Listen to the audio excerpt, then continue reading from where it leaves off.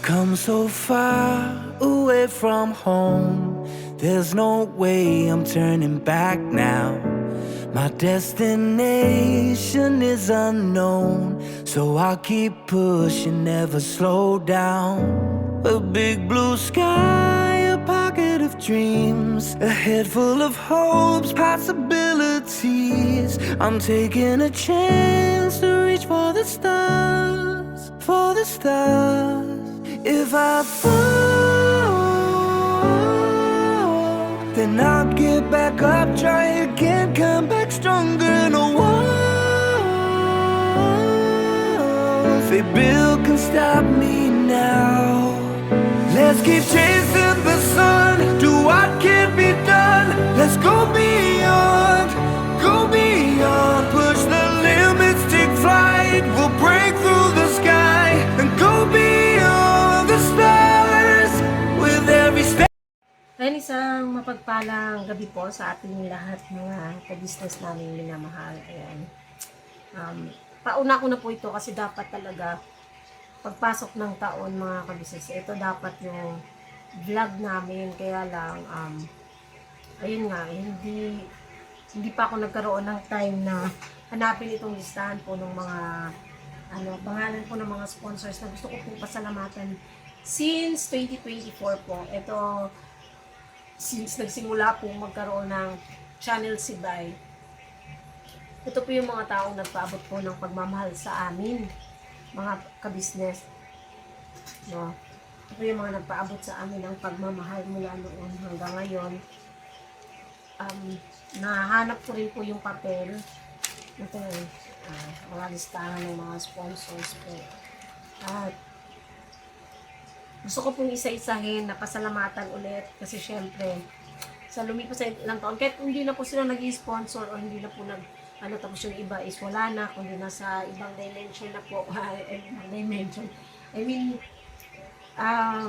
napunta na po dun sa ibang mga kasama din namin na umalis. Wala po problema yun, basta importante po. Gusto ko lang din po silang pasalamatan kasi syempre, malaking bahagi rin po or malaking tulong din po yung mga pinagkaloob nilang pagmamahal sa amin noon, mga ka-business. So, eto, si Mami ng Dubai, ayun, nagpaloob siya noon ng 1K. Para nun, ito, pang surprise. Ayaw ko na lang po pangalanan kung kanino yun, basta kasama namin na sinurprise na parang napagbintangan pa akong nanghingi or nagparinig dun sa sponsor na si Mami ng Dubai. Pagbintangan pa ako, sabi ko nga, ba't naman ako manghihingi, samantalang hindi naman para sa akin yung sponsor, hindi naman ibinigay sa akin, kundi para sa kanila. So, okay na po yun mga ka-business. Although masakit lang naalala ko lang kasi, nung nabasa ko yung pangalan niya rito, masakit lang kasi sa dibdib na napagbintangan pa ako, parang nagparinig o nanghingi dun sa sponsor na ito. Anyways, salamat po Mami ng Dubai dahil kinasangkapan din niyo po ako na ma-surprise po ang taong yun na nabigyan dati. Next is si Tita Elsie ng Hong Kong, mga ka-business. Yun. Thank you so much po. Hindi ko na po babanggitin yung amount mga ka-business ha. Basta nagpaabot po yan ng pagmamahal. Noon, ano po yan siya nagpaabot? February 25, 2024. Si Tita Marge, February 26, for Vice Family from Tita Marge ng Idaho, US of A.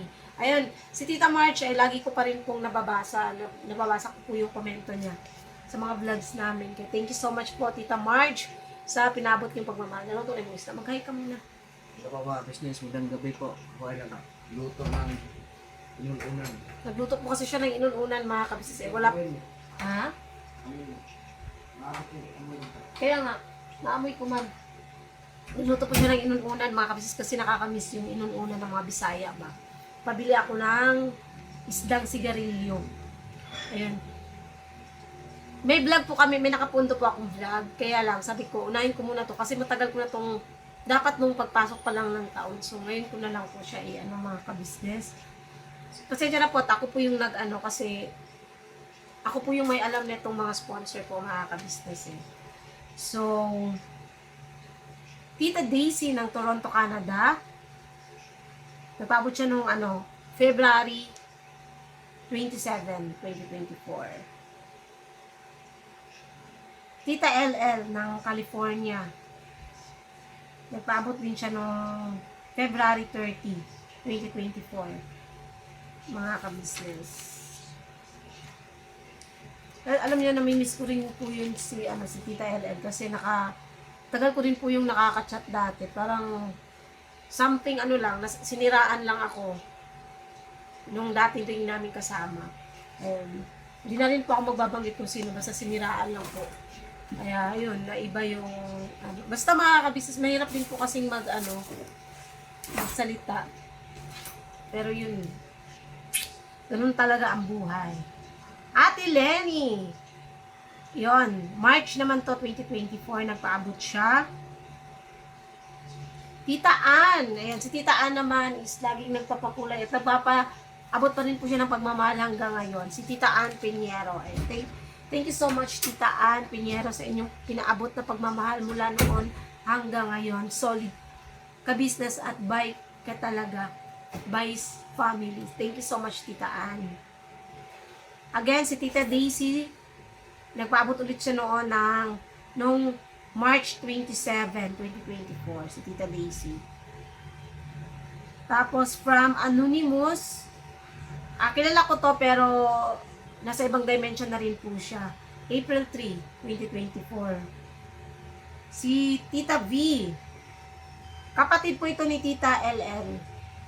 April 11, 2024. Kapatid po ito ni hindi po ito yung Tita V na nagpapadala ng doon sa ka-business. Ito po si Tita V ay kapatid ni Tita LL.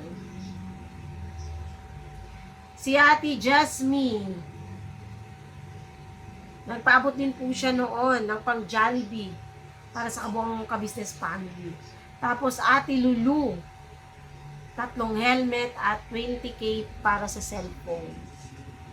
Imagine niyo yung mga ka-business. At si Ate Lulu rin po, yung mga sapatos namin, mga Adidas, Nike, na mga shoes, camera namin, itong DJI na ginagamit namin. Wait lang mga ka-business, balikan ko po kayo. Kailangan ko pala ng mic. Ayun. Yun nga, nagpaabot si Tita Lu. Ate Lu. Ayun, I miss you so much, Ate Lu. Ayun, no. Basta marami po siyang pinaabot. Alam niyo naman po yun mga ka-business, ilang box din po yung pinagkalob niyo sa ka-business. Ilan yung mga nabigyan niya ng 2 GoPro, isang DJI, tapos itong stand na ginagamit namin kasi minsan mga ka-business cellphone ginagamit ko. Tapos, ano pa ba? Yung mga lotion, Ate Lu, buhay na buhay pa yung mga lotion na binigay mo sa akin. Tapos, mga chocolates. Basta marami po talaga mga ka-business as in, mga jackets, medyas, sapatos ni Bay, tsinelas ko, Crocs, as in, mga ka-business, mga tools. Grabe si Ate Lulu. Yun, tapos, si Ma'am Hawaii, damit naman sa kanya. Kaya Ate Christy, siya nagpaabot ng pambili ng school supplies ni Koy, ng bag, ng tumbler sa Ate Christy. Tapos, Anonymous Sender, September 17 po siya nagpadala. Hindi ko na po maalala kung sino si Anonymous Sender, basta nagpaabot po siya ng pagmamahal. Si Ninang Marlene. Ayun si Ninang Marlene mula noon hanggang ngayon mga ka-business, nagpapaabot po siya ng pagmamahal. Thank you so much po Ninang. Siya po yung rin po sa amin ng sing-sing pangkasal namin ni Bay. Si Ninang Marlene. At saka nagpadala rin po nung nakaraan na panggastos din po mga ka-business. Ayan si Ate Lenny, si Ate Emiliana Balinbin ng Switzerland. Ate Edita Salak. Ayan, Ate Edita, thank you so much po.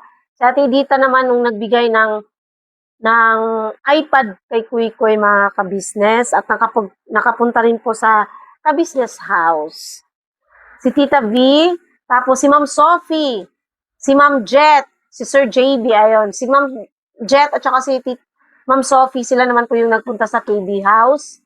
Ayun na, marami rin po silang dala at mga kasama po yung mga sombrero. Basta marami rin po silang dala at napanood nyo rin po sila doon. Si Kamarikoy naman po noon ay nagpaabot ng pang-birthday kay Bay. na iniabot niya yun nung birthday ni Kuya. Personal niya pong iniabot yung mga ka-business. And si Ma'am Erlinda, official vlog, nakapagpaabot din po yan ng pang-birthday ni Koy. Drone kay Bay. Ayun. Thank you so much po. Tapos, si Ma'am, diretso pala ito. Si Ma'am Rola. Si Ma'am Rola Jordan, ayan, nagpaabot po yan ng pamasahe ni Papa nung umuwi siya ng Leyte, mga ka-business. Tapos si Ma'am Prima, ayun. Si Ate Fury, nagpaabot po siya noon ng ni Bay, pandagdag gastos ni Bay sa pagpapagamot, si Ate Fury. Si Mami Weng, ayun, si Mami Weng ang nagpaabot ng pagmamahal para kay Kuy Kuy at dati rin pa pala kay Bay, ni Kuy Kuy, yung sa cellphone ni Kuy Kuy, mga ka-business, si Mami Weng. Si Ate Julie, ayun, thank you so much Ate Julie sa pinabot yung pagmamahal. Kay Nanay Vicky, si Nanay Vicky ay lagi rin pong nagpaabot ng pagmamahal, mga ka-business, sa mga kids, kay Bay, sa akin. And thank you so much Nanay Vicky. Si Nanay Rose, ayan, ganoon din si Nanay Rose, ang birthday ni Bay. Thank you so much po Nanay Rose. Ninang Marlene, ayan, si Ninang Marlene nga po kanina yon. Ma'am Eleanor, si Ma'am Eleanor ay nagpadala po siya yung pangdagdag po namin ng pambayar at saka pambiling bigas, mga pabigas, monthly pabigas sa mga kagwangs, mga ka-business. Si Ma'am Eleanor. Thank you so much po, Ma'am Eleanor. Si Ma'am Hilda naman is, yung kay Pops naman siya nagdaan, mga ka-business. Yun nga, yung bumili ng sewing machine. At saka, ayun, sa panahon na kailangan talaga namin, ayun, si Ma'am Hilda po ang nagpaabot ng pagmamahal. Si Ate LB OFW Abu Dhabi, ayun, please support po natin, LB OFW Abu Dhabi. Si Ate Bernaline OFW Kuwait, please support din po natin. Julie Mix Vlog TV, ayun, support po natin mga ka-business. Nika Marie Mix Vlog, ayun, support din po natin mga ka-business, at saka syempre, Siyempre, si Ate Lenny, 24, mga ka-business. Ayun. Nagpaabot ng pagmamahal. Si Ma'am HK, ayun, nagpaabot din po siya ng pambayad namin ng motor. Ayun, supposedly pambayad ng motor. Sana din po nagtampo si Ma'am HK. Pinambili po namin, ma'am, talaga ng inodoro. Ayun na po yun. At naikabit na po yung inodoro, kaya lang, yung kailangan namin papalitan yung flash. Kasi hindi siya magkasya, mga ka-business. Masyadong natatama siya rito. Hindi siya magkasya dun sa butas para sa flash. Hindi pa namin naikabit yung flash. Pero yung okay na po siya at nagagamit na, mga ka-business. Ma'am Elna Candelario, siya naman po yung lagi nagpapaabot ng pagmamahal para sa mga kids ng ka-business. Wait lang, mga ka-business, sabalikan ko kayo. Siya po yung nagpapaabot ng mga ayun, anak ko! Dalian mo, bebe! Sama na, oy! Ma'am Elna po ang, pasensya na makipag kasi may ipis kasi. Takot ako sa ipis. Piskat na yan, oy. Si Ma'am Elna kanila yun pag nagpapaabot ng sa mga kids, oh. Huwag mo ipapakita yan, bibi, kay tayo si YouTube. Sige. Kasi animal cruelty yan. Siya po yung nagpapaabot ng pagmamahal sa mga kids. Yung school supplies at saka bango na inununan yung raincoat ng mga kids, yon. Si Ma'am Jean. Si Ma'am Jean. Ayun, thank you so much, Ate Jean, sa yung pagmamahal. Si Ma'am Ces, yun naman yung nagpaabot ng sa JC Premier na may barley si Bay noon, mga ka-business. Tapos, si Ma'am May, si Ma'am Anoy, syempre, di wag natin kalimutan. Siya po yung mga nagpapaabot ng mga box na galing Singapore. Sila po yan, mga ka-business. Tapos, si Ate Josephine, yung latest po na napumunta po sa ka-business. Ate Josephine, Ayun, lagi ko pa po nababasa yung comment nyo. Ayun, buti naman at nakarating ka po dyan ng safe at payapa sa Hong Kong, pabalik sa Hong Kong. Ayun. See you ulit, Ate Josephine. Si Ate Job naman, yun yung nanay ni Jam, na nagbigay rin po ng mga chocolates sa amin, mga ka-business. OMC Vlog, ayun, nagpaabot din po yan ng pagmamahal. Basta amin na lang yun kung para saan yung pinaabot niya noon. Si Kai Fords, mga kabisnes. Ayun, si Kai Fords naman ay nagpaabot siya ng pagmamahal noong birthday ni Bye, mga kabisnes. At yung nasira yung motor namin na Mio, yan, isa din po yan si Kai Fords na nagpaabot ng pagmamahal. Ayun. At saka, sa lahat din po ng mga, kung may mga hindi man po ako nabanggit, especially po, yung, ito po yung mga dumaan po sa akin na nag-chat. Hindi po siya, yung iba dyan sa akin dati, nung sa way back sa amin, di ba po, kung naalala nyo, pwede sa amin magpadala noon, kaya lang nagkaroon nga ng misunderstanding sa ibang mga ano. So, napag-usapan namin noon na ibalik na lang sa dati na kay ate. So, yung iba dyan noon, sa akin po dumaan. Yung iba, ang mostly po dito ay kay ate talaga, mga ka-business. So, ayun, sa mga nag-message kay Mrs. Ka-business, pwede niyo po akong i-message, mga ka-business, kung hindi man po kayo na-replyan or nare-replyan ni ate ka-business. Dahil po, may times po na talagang sa sobrang dami ng message request kay ate, hindi na po niya na babasa agad lahat-lahat, mga ka-business namin minamahal. So, nangyayari yung iba ang ginagawa, sa akin po nagme-message, sa akin po dumadaan yung mensahe. Tapos ako na po yung nagsasabi kay ate ka-business. No? So, yun. Salamat po. Alam niyo, malaking tulong din po yan sa amin. Yung mga sponsors namin mula noon hanggang ngayon talaga. Alam niyo, mga ka-business, nakakatuwa. Pero at the same time, nalulungkot din po ako kasi yung iba, hindi po ako naghahabol sa sponsors, hindi po. Yung ano lang sana sa akin, yung mga naging closeness sa chat ba. Doon kasi ako mas, mga ka-business, mas nagmamatter. Di ako nagmamatter sa magpaabot man sila ng pagmamahal o hindi. Sa akin is yung closeness namin na nawala dahil, ayun nga, na nakinig ba sa, mga ka-business, nakinig, or yung para bang one-sided, nakinig in one side, hindi sila nakinig sa, or let me say, para mas madali, sana nagtanong sa akin kung gaano katotoo yung mga sinasabi or sa akin or sa amin sa ka-business. Ganun lang naman sana yun eh. Yung bang dapat gitna lang. Katulad ng ginawa ko noon sa may dalawang subscriber na malapit sa akin, mga ate ko. Pareho ko silang ate. So, yung isa nagsumbong sa akin, yung isa nagsumbong din. So, ako pumagitna lang at ang tagi ko lang nasasabi nun is magiging okay din kayo, mag-usap lang kasi misunderstanding. Ganun lang ako, mga ka-business. Dapat sa gitna lang. Kaya lang ang nangyari. Yung nabanggit ko po nung nakaraan na sinawag kong Japa Yuki. Yun po yata yung isa sa naging dahilan kaya siya nagalit sa akin. At ayun nga, ginawa na ko ng video or reaction. Yun po yung isa sa siguro sa dahilan dahil pumagitna lang po ako at wala akong kinampihan sa kanilang dalawa. Dahil alam ko po na hindi ako dapat mag-ano ba. Kasi syempre, pareho silang malapit sa akin eh, di ba? So, ang sa akin is gitna lang talaga ako. Kaya lang, ganun pa rin naman pala nangyari. Yung isa nagalit sa akin. Yung isa hindi ko na babanggitin kung sino. Okay pa rin kami.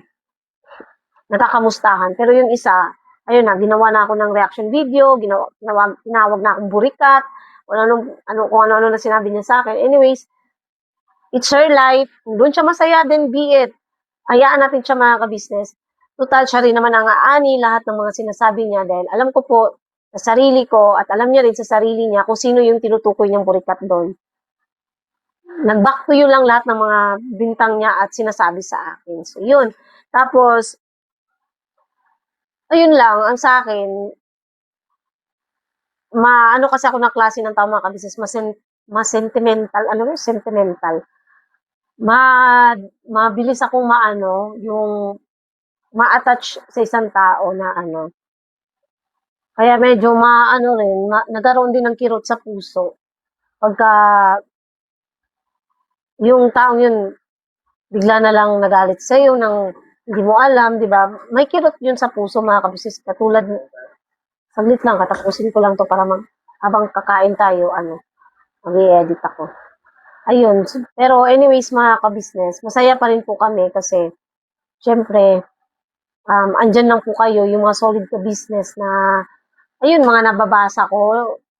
Alam nyo, mga ka-business, hindi ko man po naka-heart or nalalikes yung mga comments nyo, pero nababasa ko po, mga ka-business, at saka, kasi minsan, hindi ko na lang po yung na-heart kasi, para yung iba naman hindi magtampo dahil, dapat kasi kung isa ang i-heart ko, dapat lahat na. So, hindi na lang po ako nag-heart. Pero mga ka-business, na-appreciate ko po. At nababasa ko po yung mga araw-araw na nagko-comment, na nakikita ko araw-araw talaga na, sabi ko, ito talaga araw-araw ko siya nakikita sa comment section namin.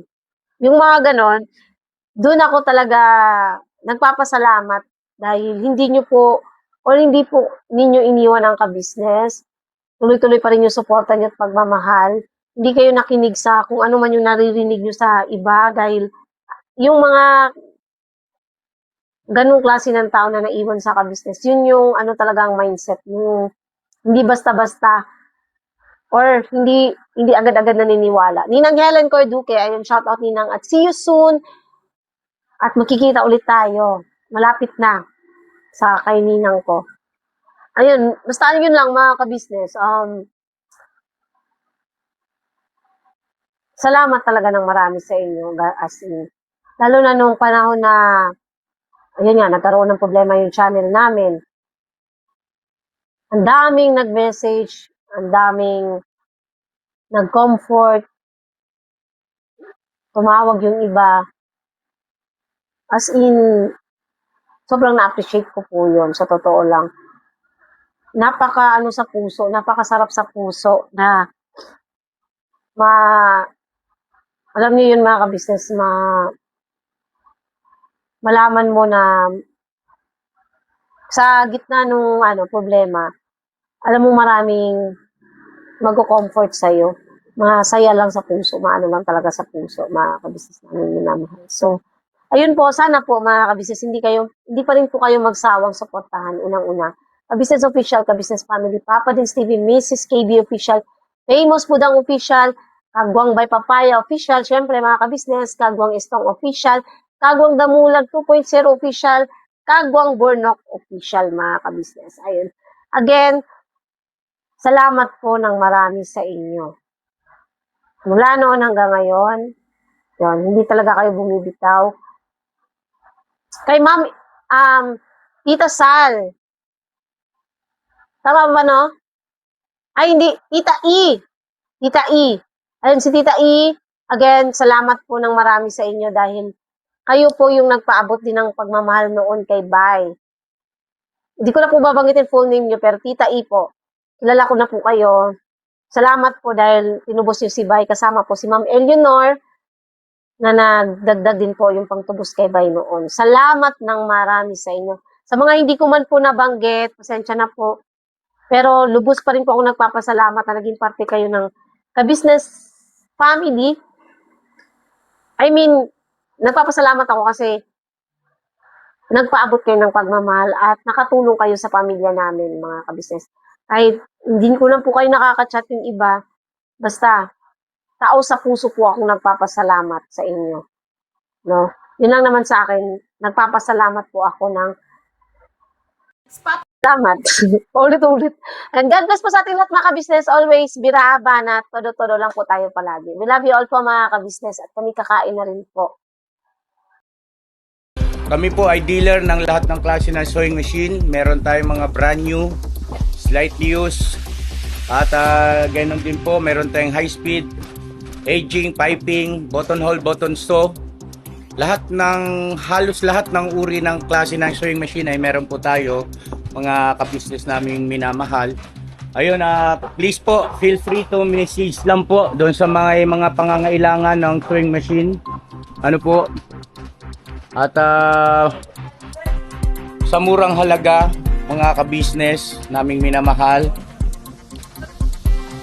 ay mapapasa inyo ang magagandang quality ng sewing machine. Alright?